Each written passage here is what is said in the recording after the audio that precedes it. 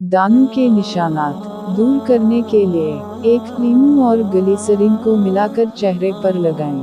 2 दालचीनी और शहद को मिलाकर पेस्ट बना लें और दानों के निशान पर लगाएं। इससे दाग धब्बे दूर होते हैं और चेहरे का रंग निखरता है। फरमान मुस्तफ़ा सल्लल्लाहु अलैहि वसल्लम, मुझ पर दरूद पाक की कसरत करो, बेशक ये तुम्हारे लिए तहारत है। लइकुरिया का इलाज, नाश्ते के बाद 3 खुश्क अंजीर खाइए, इंशाअल्लाह हर वजल फ़ायदा होगा।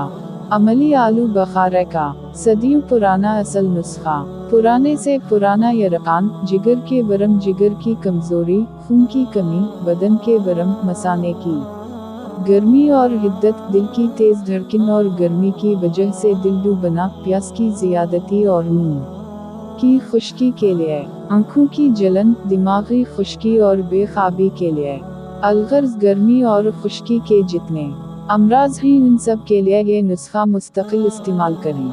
हुल शाफी, अमली 20 ग्राम आलू बखारा, खुश्क 20 ग्राम, रात को 1 गिलास तेज़ गर्म पानी में भिगो दी, सुबह मिल छान कर पी। चाहे तो हसब जायका मीठा भी डाल सकते हैं। ये 1 दिन की खुराक है।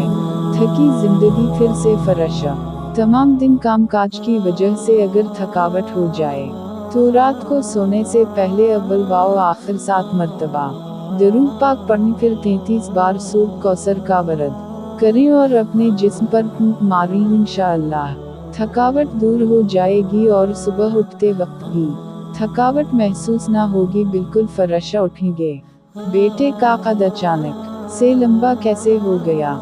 बच्चों का कद बढ़ाने के लिए ये टोटका लाजवाब है।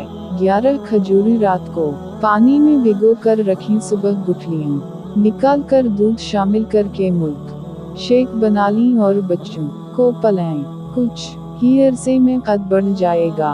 बहुत ही कमाल का टॉनिक है। कोयलों पर शक्कर डालें और खारिश की बीमारी खत्म।